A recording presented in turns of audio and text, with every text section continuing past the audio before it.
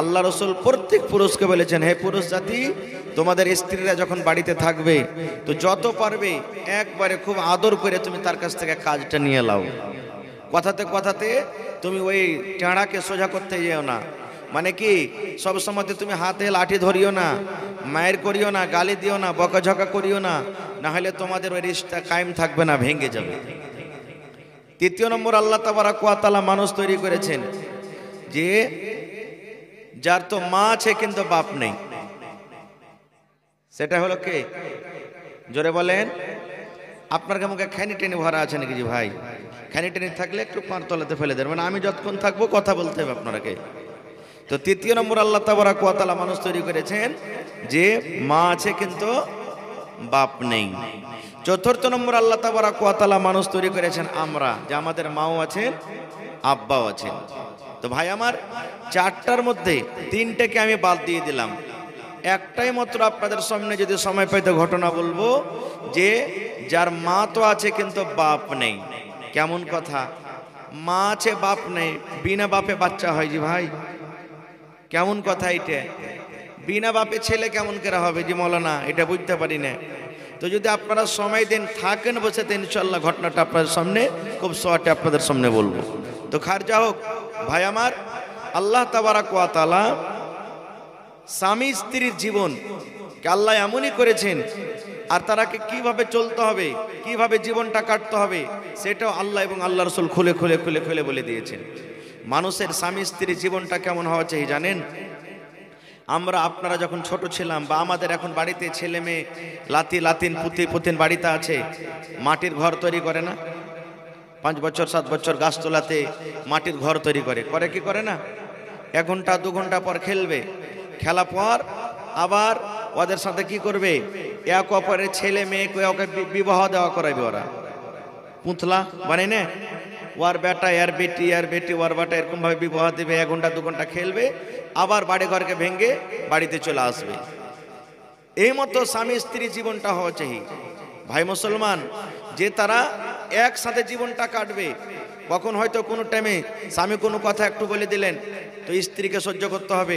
স্ত্রীও যদি কোনো ভুলবশত কোনো কথা বলে দেয়, তাহলে কিন্তু স্বামীটাকে সহ্য করতে হবে। পুরুষটাকে টাইট হতে হবে না। না হলে আপনি বলেন, মোটর সাইকেলের চাক্কা দুটোই বরাবর থাকে না ছোট বড় থাকে? বলেন। যদি মোটর সাইকেলের একদিকে যদি একটা টেম্পুর চাক্কা লাগিয়ে দেন, আর একদিকে মোটর সাইকেলের চাক্কা থাকে, গড়বে? যদিও গড়ে তো মন ভরবে না চালিয়ে, নাকি? তো দুটাই চাক্কা বরাবর হওয়া চাই, তো দুটা মেজাজ বরাবর হওয়া চাই। আপনাকেও জানতে হবে যে আমার স্ত্রীটা বাড়িতে আমি এনেছি, কেমন করে আমি তাকে নিয়ে চলবো। আপনার স্ত্রীটাকেও জানতে হবে যে আমার স্বামীটা বাড়িতে আছে, যে আমার স্বামীটা কোন মেজাজের লোক, কেমন হয়ে আমাকে থাকতে হবে, আপনার স্ত্রীটাকেও জানতে হবে। ভাই আমার, এক কথা বলি মায়া খালাদেরকে, যে যদি মা খালারা নিজের স্বামীকে বাড়িতে কবজা করে রাখতে চাহে, মা খালারা যদি নিজের স্বামীকে খুশি রাখতে চাহে, তো সব সময়তে একবারে হিরোইন হয়ে থাকতে হবে। মা খালারাকে চিকন হয়ে থাকতে হবে, কাপড় একবারে এমন নতুন করে পরতে হবে। নতুন বলতে শুধু নতুনই নয়, মানে যে পুরাতনই কাপড় হোক একবারে। আর ভাই আপনারাকে বলবো, স্ত্রীরাকে সেন্ট দিবেন কিনা, বাড়িতে মহক কিনে তেল দিবেন কিনে, পাউডার কিনে দিবেন, একবারে মেকআপের সামান দিবেন। না হলে আপনি বাজারে ঘুরতে গেছেন, সুন্দর সুন্দর বেটি ছেলে দেখে আপনার মন খারাপ হয়েছে, শালা দেখতে হয় আর কে বেটি ছেলে গেলা কত সুন্দর, আর বাড়তে যাচ্ছে কোন মরিচের গাছ খেঁকড়ি মেকড়ি হ্যাঁ বাড়তে থাকছে, দেখি ভালো লাগে না? থাকে না? থাকে না? তা আপনাকে যদি স্ত্রী মনের মতন চাইতে গেলে স্ত্রীর পিছনে আপনাকে খরচা করতে হবে, এবং আপনারাকেও সুন্দর হয়ে থাকতে হবে। এটা না যে শুধু পুরুষেরাই ভালো হয়ে থাকবে আর নারীরা ভালো হয়ে থাকবে, আমরা থাকবো না। আপনি পেজ খেয়েছেন, আর যে স্ত্রীর পাঞ্জরে মুখ খাটেলি চলে গেলে, একটু মুখ খানটা সিংহে দেখতে রে শুনবে, হাট এখান থেকে কোন পেজ খেয়ে চলে এসছে। হ্যাঁ, আপনি খাইনি খেয়েছেন ভাই, খাইনি খেয়ে খেয়ে ঠোঁটের কাছে একবারে এক আঙ্গুল দগড়া হেলে গেছে, অতি বাসনা করবে না মুখখানটা।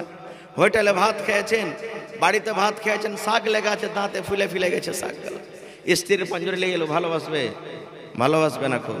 এই জন্য আপনাকে হিরো হয়ে থাকতে হবে, হ্যান্ডসাম হয়ে থাকতে হবে। বগলে চুল হয়ে গেছে, এত বড় লম্বা লম্বা হয়ে চুল হয়ে গেছে, একবারে সাফ করেন না ওকে। হ্যাঁ, ওগুলোকে আপনাকে সাফ করতে হবে। ও তো মেয়ে লোক না জি, আপনাকেও বলতে পারবে না জোর করে বলতে পারবে না, কিন্তু আপনার উচিত কি যে আপনাকে থাকতে হবে। এখানে দেখবেন বেয়াদবি মাফ করবেন, কত ভাই বসে আছেন যে বগলে লম্বা লম্বা হয়ে চুল লেগে আছে। গরমের টাইমে দেখবেন যখন গাঞ্জা পিঁজে থাকবে, বাতাসে উলের খাড়ার মতন for for for for for করে উঠবে। উড়ে না, উড়ে না? সুবহানাল্লাহ। ভাই মুসলমান, কেন থাকবে, কেন থাকবে? রে আমার উম্মত, আল্লাহ রাসূল বলেছেন, উম্মত রে, আমার সুন্নাত হলো 5টা, একটা হাদিসে 10টা আছে।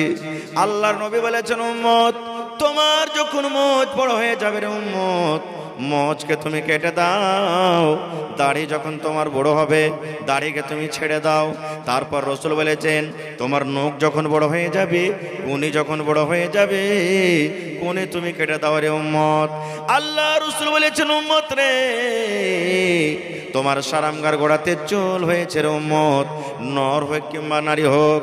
আল্লাহ রাসূল বলেছেন, বেটা ছেলে হোক কিংবা বেটি ছেলে হোক, নাভির নিচে সারামগার গোড়াতে যদি চুল হয়ে যায়, আল্লাহ রাসূল বলেছেন, উম্মত তোমাকে 40 দিনের আগে আগে কেটে তোমাকে সাফ করতে হবে। রাসূল বলেছেন, উম্মত রে, যদি তোমার 40 দিন পার হয়ে যায় আর যদি তুমি কেটে সাফ না করো, গুনাহ হয়ে যাবে, পাপ হয়ে যাবে রে উম্মত, তোমার গুনাহ হয়ে যাবে। এই জন্য নবী বলেছেন, 40 দিনের আগে আগে তোমাকে সারামগার গোড়ার চুল সাফ করতে হবে। তারপর রাসূল বলেছেন, উম্মত তোমার যে বগলের চুল হয়, ওই বগলের চুল গলা তোমাকে সাফ করতে হবে। 15 দিনে, 20 দিনে, মাসে, এই করে করে তোমাকে চুল সাফ করতে হবে। তোমাকে এরকম ভাবে ওড়ার কায়সার খাড়ের মতো তোমাকে লম্বা লম্বা করে তোমাকে ছেড়ে থাকতে হবে না, নাহলে তোমার গুনাহ হয়ে যাবে, পাপ হয়ে যাবে। আচ্ছা ভাই বলেন তো, আজকে এই যুগের বর্তমান মুসলমানের অবস্থা এমন যে যেমনই ছেলে একটা বাড়িতে জন্মগ্রহণ হলো, বাপের খুশিতে থাকা যায় না। কেন? ছেলে হয়েছে বাড়তে হবে, এখানে ফোন করবে, ওখানে ফোন করবে, ওখানে ফোন করবে যে আমার বেটা হয়েছে। কেন? ওই যে 2 লাখ টাকার টিকিট ফেঁসে গেছে। হয় না, হয় না? টাকা লেওয়া দেওয়া হয় আপনাদের এলাকাতে, যখন বিয়ে শাদী হয় টাকা লেওয়া দেওয়া হয়, মানে এদিকে আছে, মানে রোগটা আছে নাকি? আর যখন বেটি যদি বাড়িতে হয়ে যায়, ও তো কাউকে ফোন করবে না। ওকে যদি কেউ ফোন করে যে আব্দুর রহমান, তোমার স্ত্রীটার ছেলে মেয়ে কিছু হওয়ার ছিল, তো কি হয়েছে? মন টন খারাপ হয়ে যাবে, কি হয়ে যাবে, মানে ওর মুখ দিয়ে কথা শুনবে না, কথাই শুনবে না। ভাই মুসলমান, বেটি হলো বাড়িতে রহমত, বেটিকে দেখে মন ভারী করবেন না। কারণ আপনার বাড়িতে আল্লাহ আপনাকে মেয়ে দান করেছেন, আল্লাহ রব্বুল আলামিন আপনাকে একটা খুব বড় নিয়ামত দান করেছেন। এই জন্য বেটিকে দেখে মন ভারী করবেন না। আমি ওদিকে যাবো না, আল্লাহ বাচ্চারাকে ইনশাল্লাহ মেয়েদের সম্পর্কে কোনোদিন বলবো। তো ভাই আমার, মা খালাদেরকে বলবো, আজকে আপনারা বসে আছেন, কোনোদিন কোনো মাওলানাকে জিজ্ঞাসা করেছেন, হাজি মাওলানা বিয়ে তো করবো, কিন্তু স্ত্রীকে বাড়িতে নিয়ে আসবো, তো কিভাবে সংসারটা কাটতে হবে? স্ত্রীটাকে বাড়িতে নিয়ে আসবো যে মাওলানা, তো কিভাবে আমাকে জীবনটা কাটতে হবে? কোনোদিন জিজ্ঞাসা করেছেন? কোনোদিন করবেন না কো। এ আমার যুবক ভাইয়েরা শুনে নেন, যাদের বিবাহ হয়েছে হয়েছে, আর যারকে বিয়ে হয়নি রে যুবক, তো শুনে নাও, আল্লাহ রাসূল বলেছেন, উম্মত যখন তুমি নতুন বিয়ে করবে, তোমার স্ত্রীটাকে যখন তুমি বাড়ির ভিতরে নিয়ে আসবে রে উম্মত, বাড়ির ভিতরে নিয়ে আসার পর যেদিন তোমার প্রথম বাসর রাত হবে, প্রথম ঘর দিবি, যেদিন তোমার প্রথম বাসর ঘর হবে, বিবির কাছে যখন তুমি যাবে, সালাম দিয়ে তুমি বিবির রুমে ঢুকো। এবার সালাম দেওয়ার পর বিবির বিছানায় তুমি বসে যাও।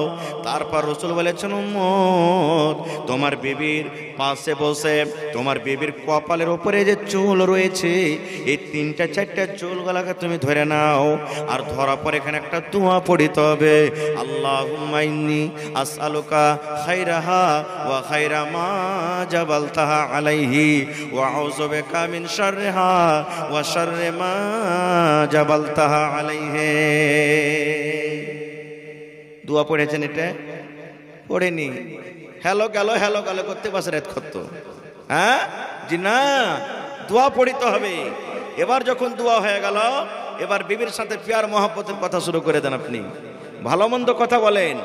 এবার কথা বলতে বলতে আল্লাহ রাসূল বলেছেন, উম্মত যখন তোমার বিবির সাথে তুমি মিলন করবে, তোমার বিবির সাথে তুমি হামবিস্তারি করবে, তোমার বিবির সাথে তুমি সহবাস করবে, তখন তোমাকে একটা দোয়া পড়তে হবে রে উম্মত।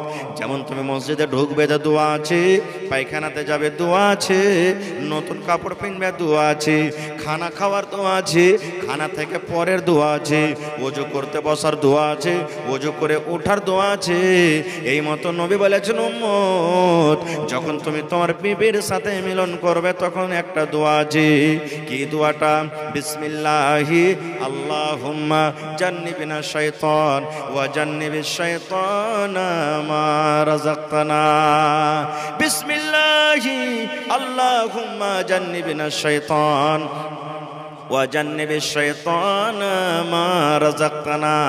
আল্লাহ রাসূল বলেছেন এই দোয়া পড়ার পর রে যুবক তোমার বিবির সাথে তুমি মিলন করবে। এবার যদি বলেন মাওলানা দোয়া তো আমি জানি না, বিনা দোয়াতে যদি বিবির কাছে আমি চলে যাই, বিনা দোয়াতে যদি বিবির সাথে মিলন করি তাহলে কি আমার ক্ষতি হবে? আল্লাহ রাসূল বলেছেন উম্মত রে, যদি তুমি বিনা দোয়াতে বিবির সাথে মিলন করে নাও, যদি বিনা দোয়াতে বিবির কাছে তুমি চলে যাও, তাহলে তুমি জয়বার তোমার বিবির সাথে তুমি হামবিস্তারি করবে, মিলন করবে, তোমার সাথে সাথে তোমার বিবির কাছে শয়তান চলে যাবে। তুমি যতবার বিনা দোয়াতে যাবে ততবার তোমার বিবির কাছে শয়তান চলে যাবে। এবার বলেন মুসলমান, আমার স্ত্রীর কাছে যদি কোনো লোক চলে যায়, আপনার স্ত্রীর সাথে যদি কাছে কোনো লোক চলে যায়, চোখে দেখতে পেলে তাকে ধরা পড়ে যায়, তারপরে বিচার করব, জরিমানা করব। কিন্তু মুসলমান শয়তান কত বড় দুশমন, যাকে তাকে চোখে দেখতে পাই না বলে আমরা কোনো পারোয়া করি না। এই জন্য নবী বলেছেন উম্মত বিবির কাছে যাওয়ার আগে আগে তোমাকে একটা দোয়া পড়তে হবে। ওই দোয়াটা যতক্ষণ না শিখবে, না পড়বে, ততক্ষণ তুমি যদি তোমার বিবির সাথে তুমি মিলন করে নাও, তাহলে বন্ধুরা আল্লাহ রাসূল বলেছেন যতবার বিবির কাছে যাবেন আপনার সাথে সাথে শয়তান চলে যাবে, শয়তান যাবে। ভাই মুসলমান, এগুলো আমরা শিখবো না, আমরা শিখবো কি? মাপে লাগালছি পোকা লেগে গেছে, হ্যাঁ দাদু চাচা শালা কোন যে ভুট্টা লাগালছি পোকা লেগে গেছে, গাছ লাল লাল হিচ্ছে, কি ওষুধ করতে হবে? ধান লাগালছি ধান মিট মিট করছে, টিম টিম করছে, হ্যাঁ চাচা কিংবা ভাই ধান কিন্তু খুব বিটটা মারে না, কি করতে হবে? এগুলো শিখবো, শরীয়ত আমরা শিখবো না। আর একটু আগে চলেন, একদিনকার ঘটনা।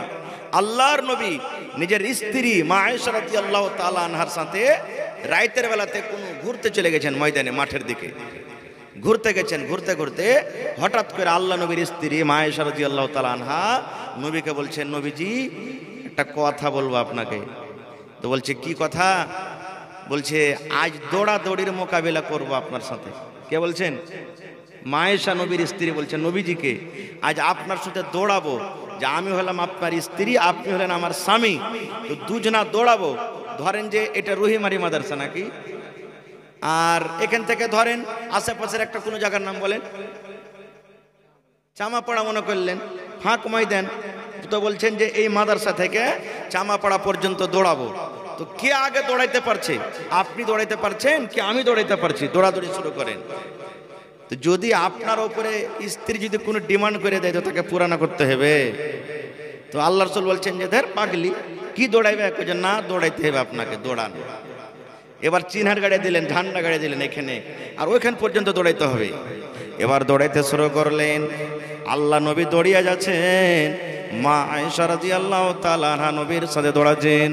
দৌড়াতে দৌড়াতে দৌড়াতে সুবহানাল্লাহ, আমার নবী হেরে গেলেন, মা আয়েশা কিন্তু জিতে গেলেন। নবী হেরে গেলেন, আর কে জিতলেন? ভালোবাসা স্ত্রী। এবার তখন মা আয়েশা বলছেন, দেখলেন আমাকে পারবেন না আপনি, জিতে নিলাম আমি, আপনি হেরে গেলেন। এই যুগে যদি আমরা পুরুষ হতাম তো কি বলতাম? হ্যাঁ হ্যাঁ তুমি জিতে খুব বড় মানুষ হয়ে গেছো, খুব তুমি বড় কাম করে দিয়েছো, এমন করে কথা বলতাম যে ওর মনটাকে ভেঙে দিতাম নাকি। কিন্তু নবীজি মুচকি মেরে হাসা বলছেন, বিবি রে হ্যাঁ হ্যাঁ তুমি জিতেছ, আমি হেরে গেছি। দিলখান কত বড়। এইবার থাকতে থাকতে থাকতে কিছুদিন পর, হয়তো 6 মাস পর, বছর পর, আবার কোনো কাজে কাবে নবী ওখান দিয়ে চলে যাচ্ছেন, মা আয়েশা কিন্তু সাথে আছে। এবার নবীজি বলছেন, আয়েশা রে আজকে তোমাকে একটা কথা বলবো রে বিবি। বলছে, স্বামী গো কি বলবেন বলেন। আল্লাহ রাসূল বললেন, আয়েশা 1 বছর আগে এই জায়গাতে আমি তুমি দৌড়ের মোকাবিলা করেছিলাম। আয়েশা রে, ওই দিন তুমি জিতেছিলা, আমি নবী হাইরে গেছিলাম। বিবিরা আজকে দেখি দৌড়াও তো, দৌড়ের মোকাবিলা করো, দুজনের মধ্যে কে জিতছে কে হারছে। মা আয়েশা বলছেন, সেদিনও আপনি হারেছেন, আজও হারবেন, আমাকে পারবেন না আপনি। তা আল্লাহ রাসূল বলছেন, আচ্ছা দৌড়াও তো দেখি।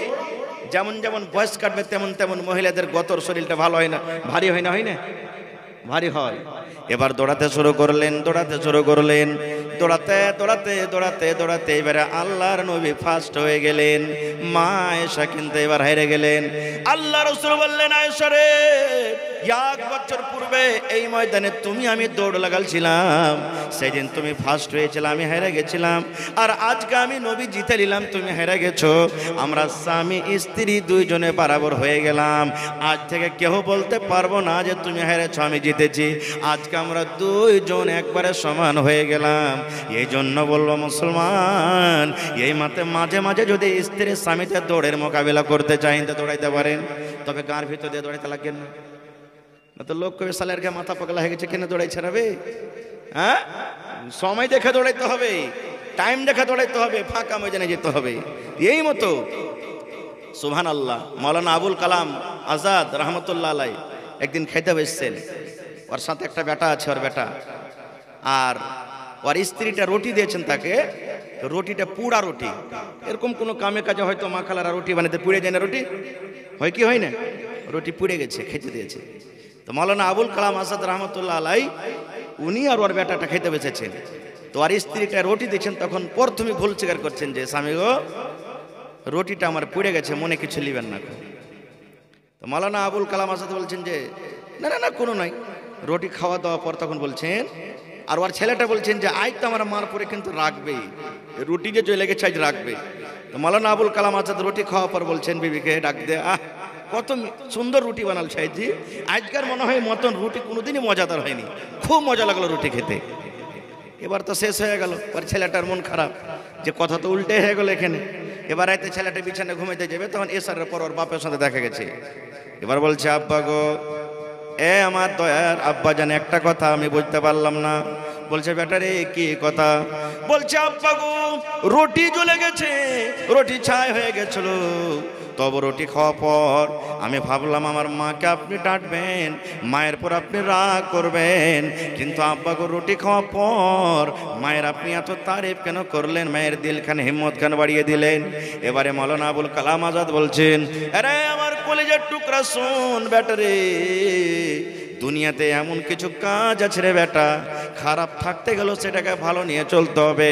আজ তোর মার রুটি জ্বলে গেছে, তোর মার রুটি পুড়ে গেছে, আমি যদি এই টাইমে এ সময়তে বলতাম বিবিরে তুমি কেমন করে রুটি বানালছো, তোমার রুটি কেন জ্বলে গেছে, আমি তো এক টাইম খাইতাম, খায়া হয়তো 1 ঘন্টা বাদ রুটি হজম হয়ে যাবে, কিন্তু কথাটা বলার কারণে তোর মার কলেজাতে ধাক্কা লাগতো, তোর মা ছোট হয়ে যেত, তোর মা কত দুঃখ ব্যথা পাইত, কতদিন জীবন ধরে আমার পরে কত তার রাগ থাকতো, এর জন্য আমি একটু সহ্য করে থাকলাম, তার মনটাকে আমি খুশি করে দিলাম। আমার আপনার মতন নয়, একটু যদি নুন বেশি হয় তাও মারবো, একটু কমে যায় তাও মারবো, আর কিছু যদি হয়ে যায় তাও মারবো, কথাতে কথাতে আমরা মারি কি মারি না? এই আমার ভাইরা শোনেন, একদিন নবী বসে আছেন, ওরে সুবহানাল্লাহ, আল্লাহর নবী বুখারী শরীফের হাদিস, সাহাবা کرامকে বলছেন, সাহাবীরে তোমাকে জিহাদের ময়দানে যেতে হবে, তোমাকে যেতে হবে, তোমাকে যেতে হবে, তোমাকে যেতে হবে, তোমাকে যেতে হবে। কিছু লোকের সাহাবী নবীজি নাম নিয়ে নিলেন, সব তৈয়ার হয়ে গেলেন, ঠিক আছে নবীজি যাব, আমি যাব, অমুক যাব, অমুক যাব। এই সাহাবীদের মধ্যে একজন সাহাবী নবীকে প্রশ্ন করে দিলেন, আইয়ুন নিসাই খায়র। আল্লাহ রাসূল বললেন, সাহাবীরে তোমরা লড়াইয়ের ময়দানে চলে যাবে, যুদ্ধের ময়দানে চলে যাবে রে সাহাবী। কে জানি তোমরা আর ঘুরতে পারবে কিনা বাড়িতে, তোমাদের জীবনটা আর বাঁচবে কি বাঁচবে না। এই জন্য তোমরা বাড়ির ভিতরে চলে যাও, নিজের মায়ের সাথে সালাম কালাম তোমরা করে নাও, বিবির সাথে তোমরা সালাম কালাম করে নাও, ছেলে মেয়ের মুখখানা দেখালাও, আর বিদায় সিদায় করে তোমরা জিহাদের ময়দানে চলে যাও। যখন এই কথাটা বললেন, একজন সাহাবী নবীকে বললেন, আইয়ুন নিসাই খাইর, আল্লাহ রাসূল গো, জমিনের উপরে কোন নারীটা বেশি ভালো, জমিনের উপরে কোন মহিলাটা বেশি নেককার, জমিনের উপরে কোন আল্লাহওয়ালি মহিলাটা আল্লাহর কাছে বেশি ভালো। আল্লাহ রাসূল বললেন, মহিলা, ও দুনিয়ার মানুষ শুনে নাও, যে মহিলার মধ্যে তিনখানা গুণ থাকবে, যে মহিলার মধ্যে তিনখানা সিফাত থাকবে, ওই মহিলাটা আল্লাহ রাব্বুল আলামিনের কাছে প্যারি ভালো। কয়টা গুণ? কয়টা গুণ ভাই? তিনখানা। এক নম্বর, আল্লাহ রাসূল বলেছেন, যখন মহিলারে তোমার স্বামী হাট থেকে, বাজার থেকে, মাঠ থেকে, যখন তোমার স্বামী স্কুল থেকে, মাদ্রাসা থেকে, দোকান থেকে, বাড়িতে যখন ঢুকবে, তোমার স্বামীর দিকে যদি একটু তুমি 10 গ্রামের মুচকি হাসি দিয়ে তোমার স্বামীকে খোঁজ করতে পারো, আল্লাহ রাসূল বলেছেন, এই মহিলা জমিনের ওপরে সব থেকে বেশি ভালো।